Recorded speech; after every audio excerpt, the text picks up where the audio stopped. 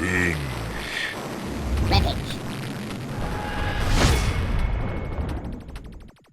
Hey everyone, welcome back for a brand new video about that show that finally returned with a whole lot of awkward reunions, Game of Thrones. Warning, beyond this point there are spoilers for people who are not up to date in HBO's Game of Thrones television universe and George R.R. Martin's book series. In this video, we're going to give you our Rampage recap of the Season 8 premiere, an episode we've waited over 500 days to see. We're going to cover the confirmation of the return of a furry but elusive friend of Jon Snow's, and speculate on what other surprises and twists the series might have in the next few episodes and the Great War to come. First, let's take a look at this premiere, which had a completely different intro than we're used to. The opening scene kind of mirrors a sequence with Arya and Bran from the pilot episode as they got excited to see an army and the royal entourage arrive at Winterfell. Eventually, the action cuts to a now grown-up Arya who is watching with the common folk as the procession slowly marches through the town into Winterfell. The way Arya looks at Jon as he goes by is just so amazing, and it really shows off how great of an actress Maisie Williams has become without saying a single word. As the perspective shifts to the Dragon Queen, it becomes obvious the Northerners aren't feeling their new guests that much. At least they're not fake. Daenerys doesn't seem to be bothered by the coldness of the people of the North, but has a great reaction when her dragons arrive and everyone kind of freaks out. Arya's awe and wonder is also really amazing here. Eventually, the whole circus arrives in Winterfell and we get a reunion long in the making, but also an awkward one. The three-eyed raven kind of makes a crowd. You're a man. Almost. Jon introduces his sister/cousin to his new girlfriend/aunt. This kind of sounds like Jerry Springer, doesn't it?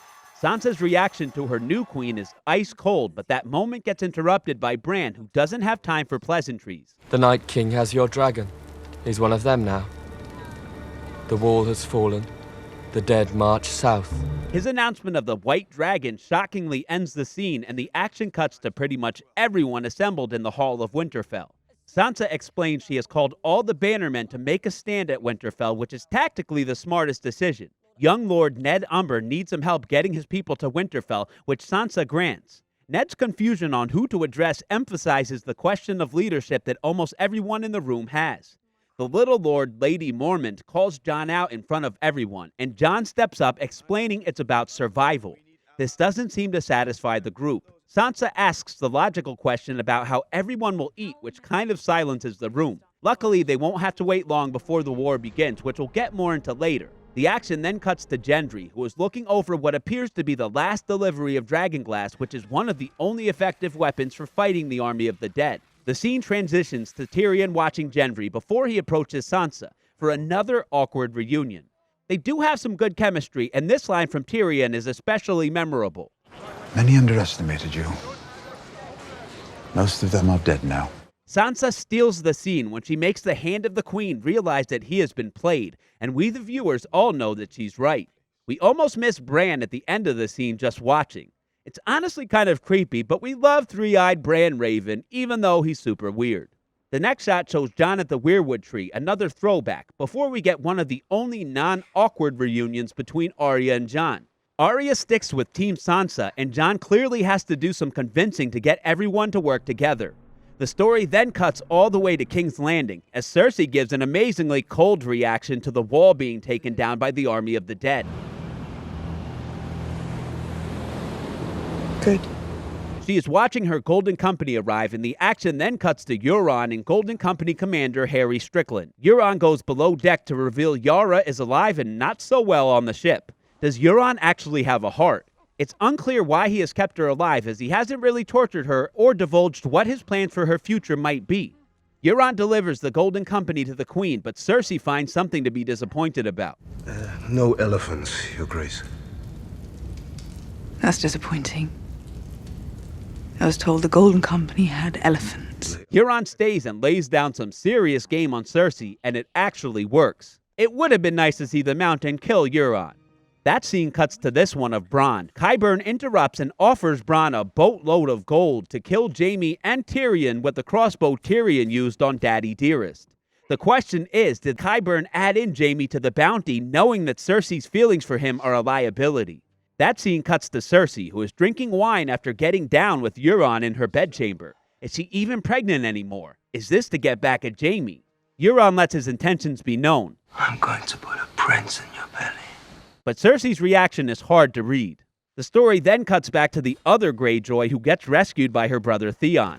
This is another awkward reunion as Theon abandoned her last time they were together, but obviously he redeemed himself by coming back to get her.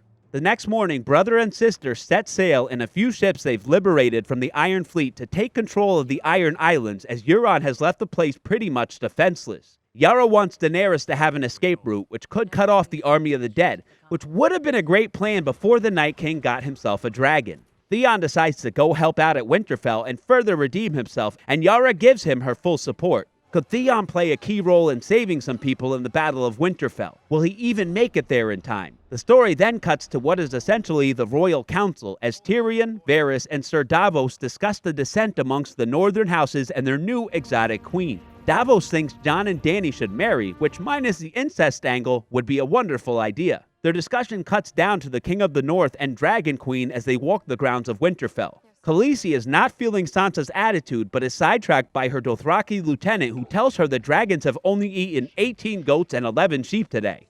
Apparently, this is very worrisome. How much do they eat? That scene leads to Jon and Dany deciding to take the dragons for a ride, and like a boss, Jon hops on and becomes a pilot, which also kind of proves his Targaryen bloodline, even if Daenerys doesn't realize it, as one of the showrunners confirmed that only Targaryens can ride. We're not sure how Dany will take the news, but this may be the proof that sways her to believe Jon is Aegon, the true king, and her nephew.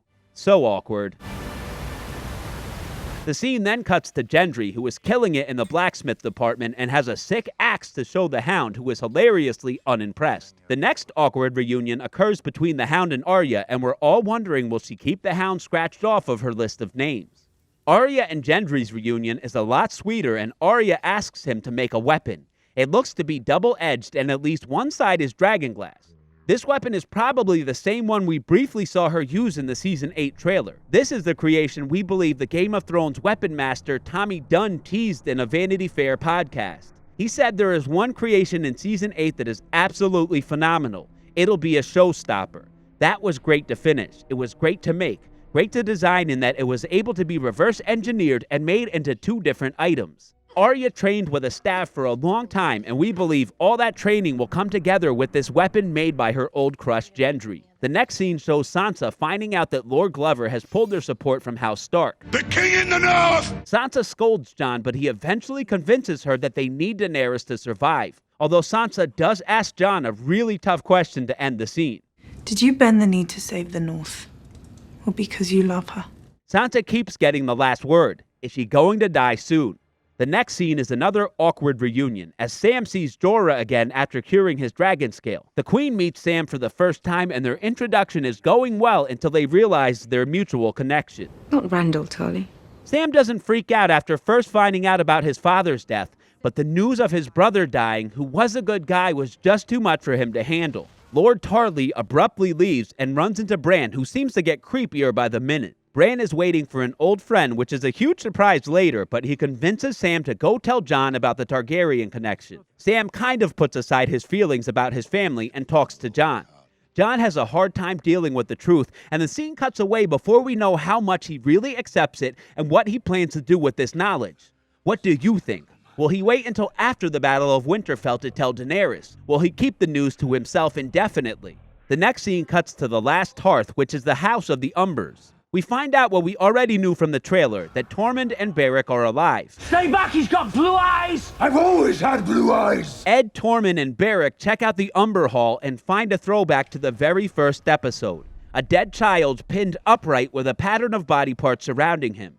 As if the spiral wasn't disturbing enough, as the group talks about what to do, we all get one of the best jump scares in recent memory as Lord Umber returns until Beric puts an end to him. The pattern is one we've seen by the Walkers before and was actually used by the Children of the Forest first. Nobody knows for sure what the spiral means, but on fire like this, it does kind of look like the Targaryen sigil. What do you think? What does the spiral mean? Is it the key to defeating the Night King, or just a crude message?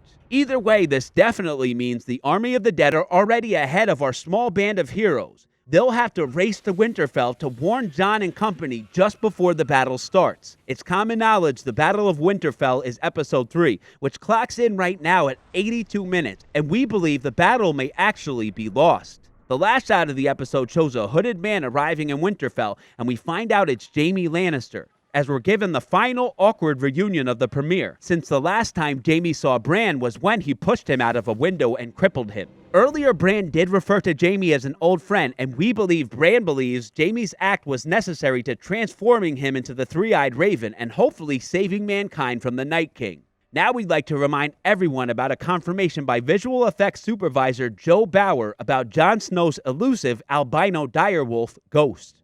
Fans have said they could briefly see a flash of him in the trailer, but no sign of Ghost in the premiere. When asked about the direwolf, Joe Bauer stated in an interview to Huffington Post, "Oh, you'll see him again. He has a fair amount of screen time in Season 8. We believe Ghost is in the house already and will have a key save in the battle. Otherwise, what's the point of him having a lot of screen time?" With everyone in the Game of Thrones universe building up to the Great War, it's these smaller twists and details that could turn the scales to the side of the living or the dead. What do you think? What surprise characters will return for the Battle of Winterfell? Will we see Melisandre again before the end? Will Bronn come into play? How will the Northerners react to Theon? There's so many questions and only 5 episodes left until this story is over. Thanks so much for watching our videos, everyone. Until the end of the series, we will be on the lookout for insider info and promo material to help prove or disprove all the theories out there and give us real answers to all of these unsolved mysteries. Please let us know your thoughts in the comment section below. Follow us on Instagram and Twitter at Binge Rampage. Turn on the notifications button for our channel so you can see our next video as soon as it comes out. And don't forget to subscribe.